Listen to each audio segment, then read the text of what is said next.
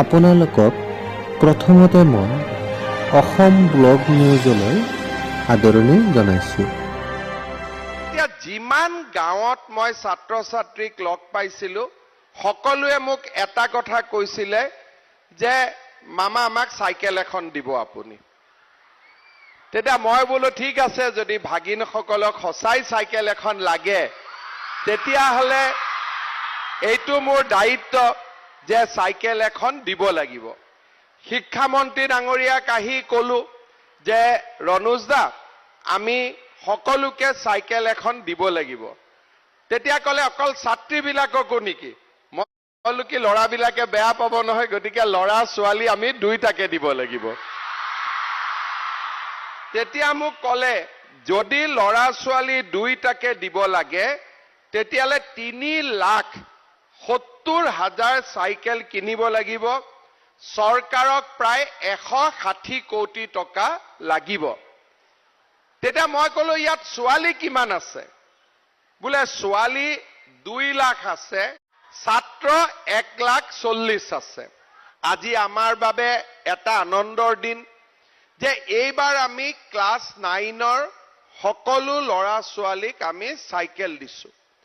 অহা বছৰ আমি ক্লাছ 8 আৰু 9 দুইটা শ্ৰেণীৰ ছাত্ৰ ছাত্ৰীকে আমি চাইকেল দিয়াৰ ব্যৱস্থা কৰিম। আৰু তেতিয়াৰ পৰা তাৰ পিছৰ পৰা আমি অকল ক্লাছ 8তে চাইকেল দি থাকিলে হ'ব। তেতিয়া 8, 9, 10 আমি স্কুলত গৈ পঢ়িব পাৰিম। যে কেতিয়াবা কোনোবাই কয় যে আমাৰ শিক্ষক কম, আমি তাৰ কাৰণেও চেষ্টা কৰি আছো যাতে আমি প্ৰত্যেক বছৰে শিক্ষক নিযুক্তি দিব পাৰো।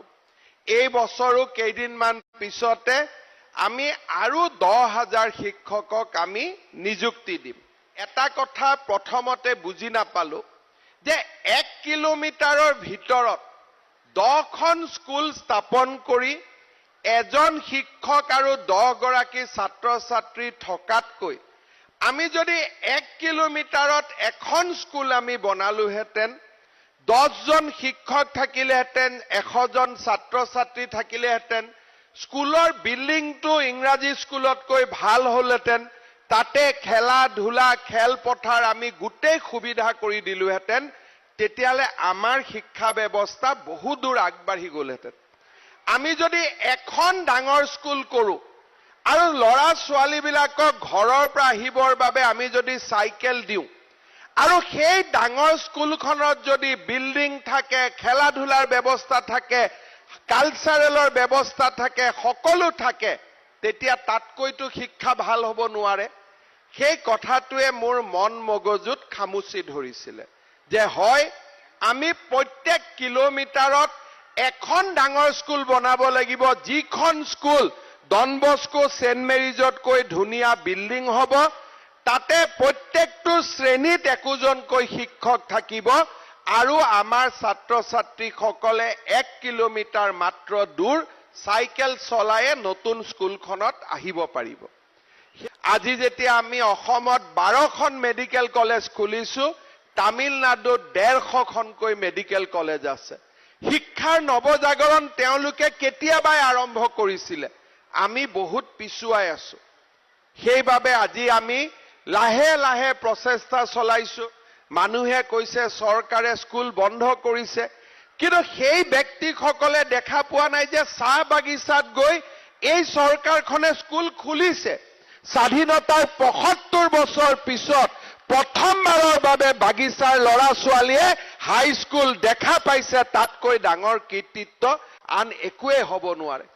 কিন্তু এই চাইকেলখনে কিমান ল'ৰা ছোৱালীক বিদ্যাৰ লগত, শিক্ষাৰ লগত গোটেই জীৱন জড়িত কৰি ৰাখিব, সেই কথা আমি গুৱাহাটীত বহি আমি অনুভৱ কৰিব নোৱাৰো। কেইদিনমান আগতে শিক্ষামন্ত্ৰী ডাঙৰীয়াই শিক্ষা সেতু উলিয়ালে। ভাল কথা, 70 বছৰত কোনেও কৰিব নোৱাৰা কাম এটা আপুনি কৰিলে, আপোনাক মই ধন্যবাদ জনাইছো। তাকে নকৰি তাকো সমালোচনা। আৰে সমালোচনা কৰাৰ কথাটো কি?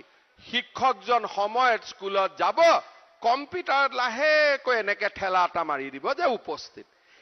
এইখিনি কৰাৰ কাৰণে ইমান গণ্ডগোল হ'ব লাগেনে? কাৰণ স্কুলততো শিক্ষক যায়ে সময়ত যিজনে সময়ত নাযায় তেওঁ কষ্ট পাব, তেওঁৰ লগততো কোনো নাই। কিন্তু যিজন সময়ত যাব, শিক্ষা সেতু মানে কি, কোনো সেতু এখন বনোৱা নাই, এটা এনেকুৱা কম্পিউটাৰ এনেকে ঠাক কৰি এটা শব্দ মাৰি দিব লাগে, বোলে ইয়াত ইণ্টাৰনেট নাই, ঠিক আছে আজি নামাৰো, কালি আহিলে ইণ্টাৰনেটত মাৰিম। কিন্তু ইণ্টাৰনেট আছে নে নাই সেইটোতো আমাৰ মোবাইলটো চালে আমি গম পাম, বেলেগ কামত মোবাইলটো চলি আছে নে নাই। যদি বেলেগ কামত মোবাইলটো চলি আছে, চৰকাৰী লেপটপটো চলাওঁতে ইমান চিন্তা কি?